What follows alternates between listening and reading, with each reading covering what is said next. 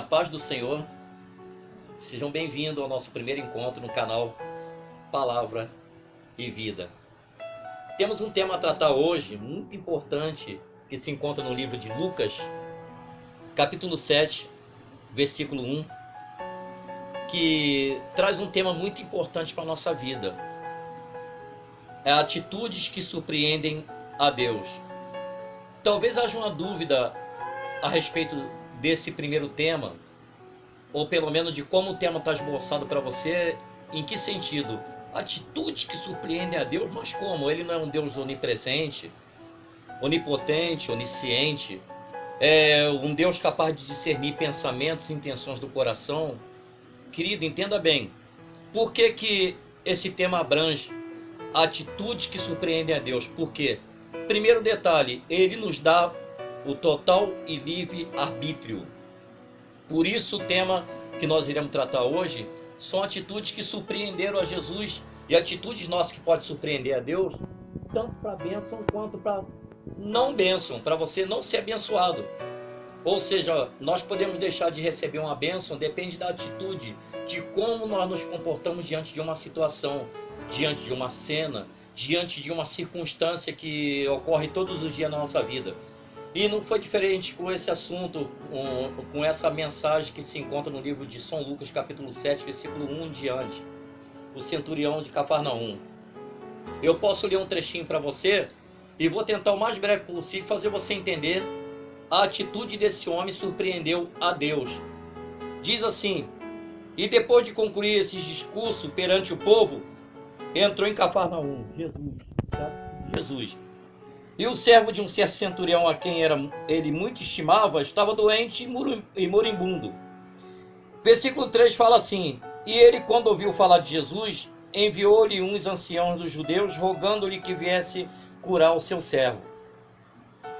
Chegando eles junto de Jesus, rogaram-lhe muito, dizendo: é digno de que lhe concedas isso, porque ama a nossa nação, e ele mesmo nos edificou a sinagoga. E foi Jesus com eles. Mas quando já estava perto da casa, enviou-lhes o centurião uns amigos, dizendo-lhe: Senhor, não te incomodes, porque eu não sou digno de que entres debaixo do meu telhado. E por isso, nem ainda me julgue digno de ir ter contigo. Ele não se julgou digno de ir ter com Jesus. Dizem, porém, uma palavra e o meu criado sarará. Porque eu também sou um homem sujeito à autoridade e tenho soldados sob o meu poder. Entenda bem essa palavra. E digo a este, vai, e ele vai. E ao outro, vem, e ele vem.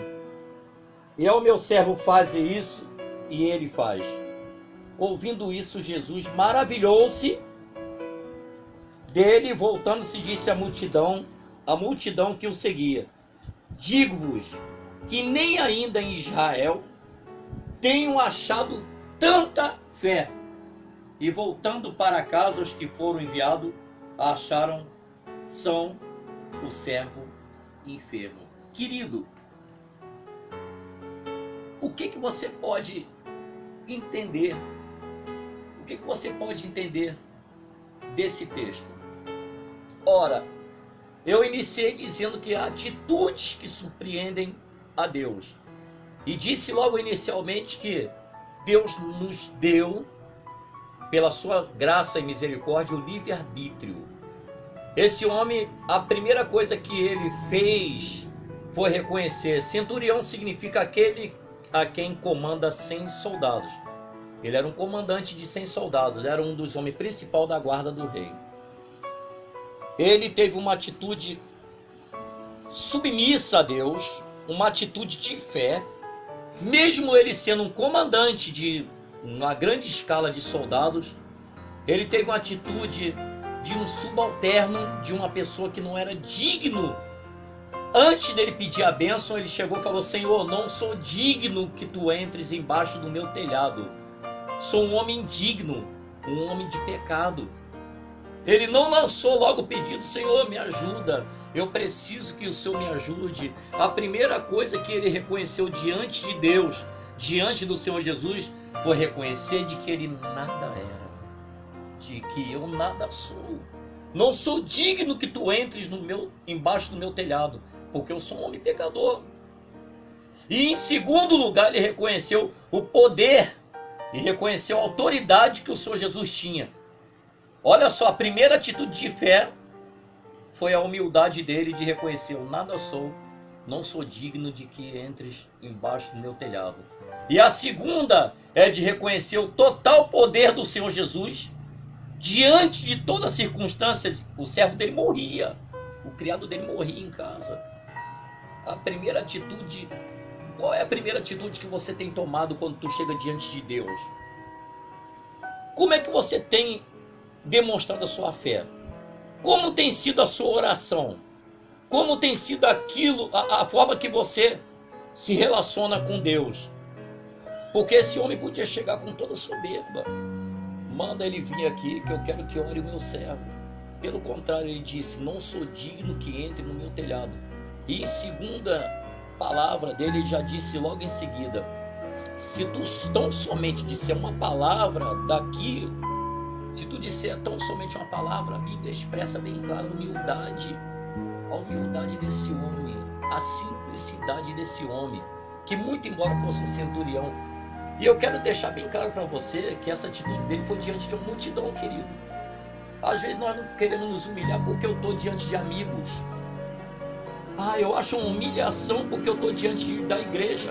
Eu tenho vergonha de falar, eu tenho vergonha de clamar, eu tenho vergonha de falar com Deus, eu tenho vergonha de anunciar, eu tenho vergonha de proclamar, eu tenho vergonha de me manifestar porque eu estou diante de pessoas.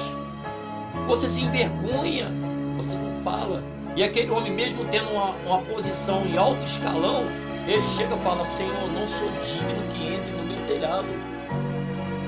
E em segundo ele diz: mas se tu disser daqui uma palavra, com certeza meu servo lá será curado. Jesus, ao mesmo instante, surpreende-se com essa atitude e diz: eu nunca vi tamanha fé, nem entre vocês, nem entre os meus aqui em Israel. E outra passagem expressa aqui no meio do caminho, ele voltando para casa, encontraram com ele e falaram: o teu servo já foi curado. Ele lembrou, foi aquele momento que ele teve com o mestre. Mas o que eu quero que você reflita com isso? Nessa atitude que surpreende a Deus. Existe um outro texto bíblico muito conhecido que fala de uma mulher grega. A sua filha possessa de demônio. Ela procura recurso em quem? Se ela foi até Jesus, mesmo ela sendo uma pessoa grega, Ciro-fenícia, de uma terra distante, não fazia parte da linhagem de Israel, mas ela tinha dentro dela a esperança, a fé, mesmo já estando na última etapa da consequência do que estava acontecendo na vida dela, da filha dela. Ela procurou: Senhor, minha filha está possessa de um espírito imundo. Meu querido, problema ela já tinha de sobra, dificuldade ela já tinha de sobra, muito embora ela fosse uma pessoa rica. Ela era rica, mas estava envolta a problemas, e sério, problema que ela não poderia solucionar. Mas ela ouviu dizer que ele era um Deus perdoador, compassivo, um Deus que cura, que sara, que liberta. Então ela procurou ele e passou todo o seu problema e o seu grito, brado de socorro a ele. Ele olha para ela, presta bem atenção, qual seria a tua atitude? O tema é atitude que surpreende a Deus. Ele olha para ela, quando ela pede esse socorro, ele fala: não, mulher, eu não vim senão para as ovelhas perdidas da casa de Israel. Eu não vim senão para as ovelhas de Israel. E em segundo ele diz: e não é lícito eu tirar o pão da mesa dos filhos e dar aos cachorrinhos. Meu querido, qual seria a tua atitude, sendo que às vezes você chega na igreja: eu não gostei da forma que o pastor se expressou, a palavra eu não gostei, eu não vou voltar mais, eu fiquei ofendida, aquela irmã não me deu paz do Senhor, aquele irmão não falou comigo, eu não ganhei oportunidade para louvar, eu não ganhei oportunidade para cantar, e você não volta mais para a igreja. Você quebra uma campanha, você quebra um propósito, você quebra a sua fé, você quebra a sua bênção na sua vida, você interrompe tudo porque você se sentiu ofendida. Agora você imagina, vive por um instante aquele momento que aquela mulher foi chamada diante de todo o problema grave que ela estava vivendo. Olha a frustração que ela deveria ter sentido naquele momento. Ela foi chamada de cadela, querido. Literalmente, Jesus olhando para ela disse: eu não vim a não ser para as ovelhas de Israel, e eu não vou tirar pão da mesa dos filhos e dar para cachorro. Já pensou, querido, você ouvir isso? Se você pedir uma oração, pastor, pode me orar? O pastor fala: um minutinho, irmã, que eu estou fazendo uma coisa muito séria, você já não volta mais para a igreja. Eu sei que isso pode estar acontecendo na sua vida. Você quebra um propósito de Deus na sua vida porque você não tem paciência, você não tem tolerância, você não tem aquela sublimidade, a humildade acima de todas as coisas. Esse gesto de pessoas que procuraram a Jesus, o primeiro gesto deles foi de humildade. Nós não alcançamos nada, porque bem-aventurados humildes, porque alcançarão misericórdia, alcançarão vitória. Aquela mulher olha para Jesus num gesto de humildade, deixando toda a classe social dela, o poder aquisitivo dela, e ela fala: Senhor, mas eu bem sei que a migalha que cai da mesa dos filhos também come os cachorrinhos. Jesus olhou, aquela atitude, meu querido, aquela atitude quebrantou o coração de Jesus na hora. Ele falou: filho, vai, a tua filha já foi salva, a tua filha já está liberta. E ela indo para casa, vieram ao encontro e disseram: olha só, a tua filha já foi curada, ela está liberta. Você conhece esse texto? Mas eu quero te chamar a atenção numa coisa. Ela era de uma região onde era um dos maiores produtores. Ela era de uma região onde se produziam os maiores navios de guerra e de comércio do mundo. Ela era de uma região onde o poder aquisitivo dela era bem alto. O poder aquisitivo que ela tinha em suas mãos era bem alto. E Jesus, quando fez aquilo, querido, que Jesus é capaz de discernir pensamentos e intenções do coração. Ele, quando fez isso, ele fez isso na intenção de conhecer o coração dela, até onde é a humildade dela. Ele chegou para ela e falou dessa forma. Ela podia dizer: um homem de sandália de dedo e anda no jumentinho vem falar assim comigo. Ele tem que saber quem eu sou. E quem é ele para falar assim comigo? Não é assim que às vezes você tem se comportado?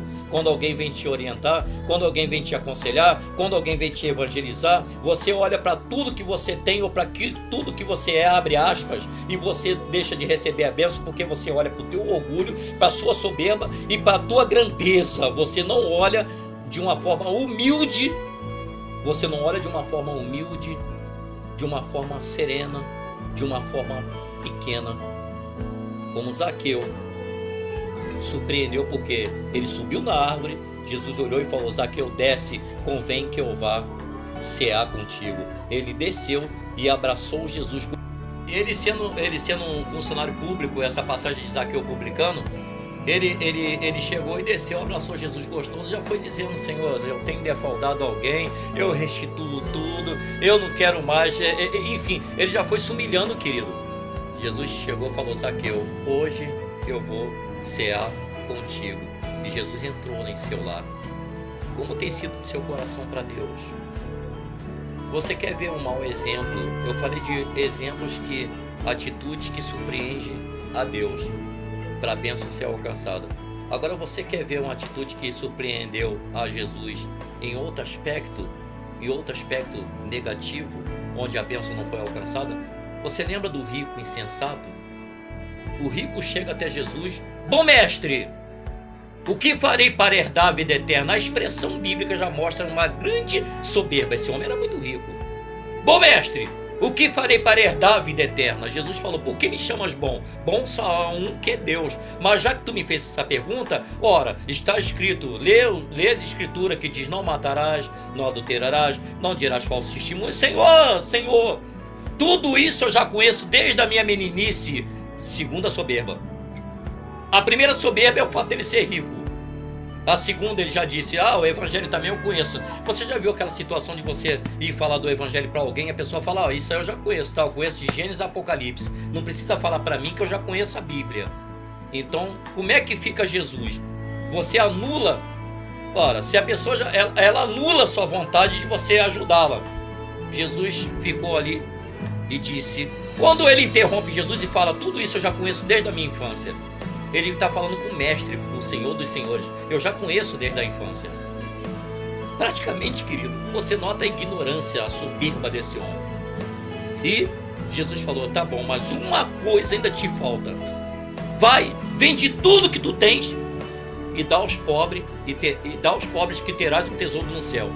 e depois disso vem e me segue. No mesmo instante, aquele homem, saindo meio que discreto entre a multidão, abandonou Jesus naquele momento e foi embora e seguiu o seu caminho. Jesus falou: observa, observa, difícil é um rico entrar no reino dos céus. Os seus discípulos disseram: Senhor, mas então quem pode se salvar? Jesus ainda diz: é mais fácil um camelo entrar no buraco de uma agulha do que um rico entrar no reino do céu. Os discípulos o interrogam dizendo: Senhor, então ninguém pode se salvar. Jesus falou: não, o que é impossível ao homem é possível para Deus. Querido, você notou que a soberba dele e a forma como ele tratou esse momento ali foi uma atitude que surpreendeu a Jesus também. Por quê? Ele era um rico. Qual foi a atitude que ele tomou? Ele foi embora e abandonou Jesus naquele momento. Jesus falou: ó, vai, vende tudo que tu tens e terá um tesouro no céu. Está falando de quê? Salvação. Ele ignorou e não quis a salvação por causa da riqueza. E depois, ainda aqui na terra, Jesus falou: e depois vem e me segue. Ele aceitou? O que você entende como exemplo nessa passagem? Atitude que surpreende a Deus. Esse homem alcançou a bênção. Esse homem, a primeira coisa que ele perguntou, querido, eu acho que ele pensou que Jesus fosse tratá-lo de uma maneira diferencial, porque ele falou por ele se tratar de um homem rico, milionário. A primeira coisa que ele vem dizer, como se a riqueza, como se o reino dos céus fosse comprado. O reino do céu não é feito com bebida, não é feito com comida, não é comprado por ouro nem prata, é pelo sangue dele, pela graça dele. A primeira coisa que ele veio pensando que o dinheiro dele ia falar mais alto era perguntar: bom mestre, o que eu faço para herdar a vida eterna? O que eu faço? Será que hoje na igreja não está dessa forma, não? Ô, meu irmão, o irmão tem um poder aquisitivo, uma classe social. Meu irmão, mas eu não sou ministério. Não, o irmão senta aqui no altar. O irmão pode sentar, pelo amor de Deus. O irmão fulano de tal está aqui nessa noite nos honrando com a sua presença. Oh, é muito orgulho a família do irmão, tá? Porque o irmão é bom nisso. Querido, às vezes é até revoltante quando você lê o evangelho e você crê no evangelho verdadeiro e vê que Jesus não tratava de poder aquisitivo, posição social com nenhum interesse, não. Porque Deus não faz acepção de pessoas, para ele todos somos iguais. Esse homem chegou: bom mestre, o que farei para herdar a vida eterna? Eu acredito, querido, que ele já deveria estar vindo até contando dinheiro. Não, deixa eu ver. Talvez ele pensou que ele ia conseguir o melhor lugar, a melhor colocação. Ele já pergunta direto sobre a salvação: o que farei para herdar a vida eterna? Reflita nisso, querido. Reflita nisso, que isso tem acontecido muito nos dias de hoje. Os altares estão sendo comprados por dinheiro. Os melhores lugares estão sendo comprados por dinheiro. E o reino do céu não se conquista com isso, não, querido. Olha a atitude que você tem tomado diante da tua igreja. Eu não falo só, eu falo para mim, nós pastores, obreiros, como a gente tem tratado desse evangelho? Tem tratado desse evangelho como? Com ambição, com interesse financeiro. Eu não estou dizendo que você não deva viver da palavra. Digno é o obreiro do seu salário. Mas como tem se tratado isso aqui nos últimos dias? Como tem chegado o evangelho até você? Como você tem recebido o evangelho? Como esse rico, insensato, com insensatez, com soberba? Ou você tem tratado o evangelho como o centurião de Cafarnaum, muito embora não fosse um homem da linhagem de Israel? Ou como a mulher que estava com a filha endemoniada, muito embora não fosse da linhagem de Israel? São atitudes de pessoas que alcançaram graça, que alcançaram misericórdia, que alcançaram perdão. Eu poderia citar outros vários exemplos para você. Mas, querido, como você tem tratado o evangelho na sua vida? Como você acha que o reino dos céus pode ser alcançado? Ele é conquistado, querido, pela fé. E pela graça sois salvos mediante a fé. E isso não vem de vós, não vem de mim, não vem de você. É dom gratuito de Deus. Por que o ser humano tem trocado os altares, o púlpito, pelo dinheiro? Por que isso? Por que a soberba tem entrado no coração do homem, do filho e da filha de Deus? Por que atitudes dele, atitudes que têm se tomado nos dias de hoje, querido, hoje de uma forma humilhante, Deus tem sofrido com a atitude do ser humano hoje. O homem já não está mais se importando com o evangelho genuíno, com a salvação.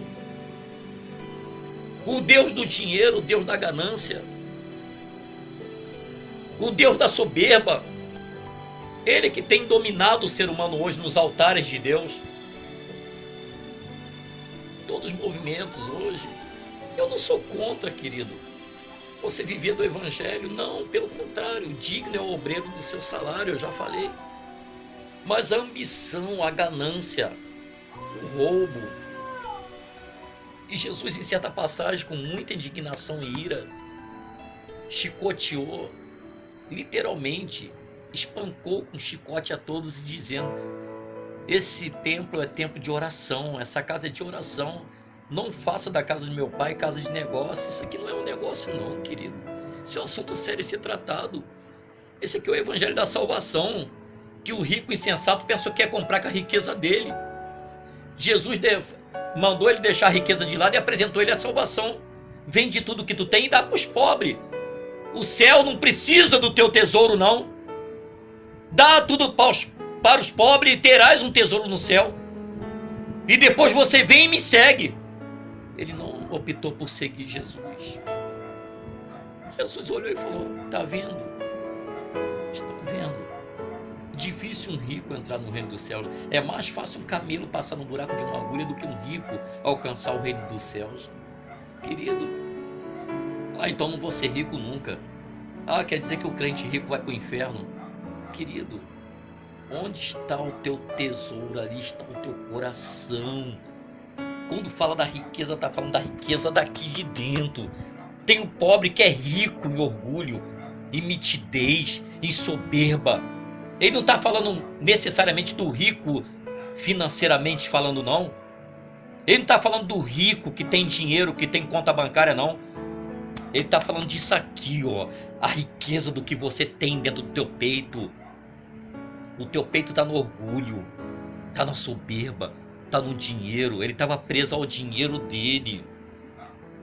Não foi diferente com Ananias e Safira. A atitude que pode levar até a morte. Eu falei que a atitude que surpreende a Deus. Eu posso citar, querido, exemplos na Bíblia. Mas já que eu falei de Ananias e Safira, um resumo rápido. Venderam toda a propriedade por ordem de Pedro dos apóstolos. Ananias chega primeiro, Pedro falou: você vendeu por que valor essa propriedade? Ananias falou: eu vendi pelo valor X. Pedro falando: por que você mente ao Espírito Santo? O imóvel não era teu, a propriedade não era sua. Eu estou trazendo nas palavras de hoje para tu entender bem. Por que você mentiu? Tu não mentiu ao homem, mentiu ao Espírito Santo. Eis aqui os que vão te sepultar. Ananias caiu, expirou e caiu durinho. Morreu na hora. Logo em seguida vem Safira. Pedro pergunta: vem cá, foi por esse valor que você vendeu a tua propriedade? Ela confirma. Pedro falou: por que vocês combinaram? Então Pedro pergunta: por que vocês combinaram e mentiu ao Espírito Santo? Eu dizia que são atitudes que surpreendem a Deus. Por que vocês combinaram? Eis aqui, por causa da mentira de vocês, e porque mentiram não ao homem, mas ao Espírito Santo, eis aqui ao redor os que sepultaram teu marido, Ananias, e sepultarão você também. Safira no mesmo instante caiu também, morta. Caiu morta na mesma hora. Às vezes o endurecimento do coração do homem, a fé fragilizada do ser humano, o lado carnal, essas são atitudes que desagradam a Deus sobremaneira. Então existe atitude sua que pode desagradar o Espírito Santo e atitude sua que pode agradar e trazer grandes bênçãos para você. Você tem que focar nessa ideia. Receba essa mensagem no teu coração e tente praticar dentro da tua vida espiritual. Siga o exemplo desses homens que eu declarei aqui, dessas pessoas, dessa mulher e tantas outras que, se eu fosse botar observações para você aqui,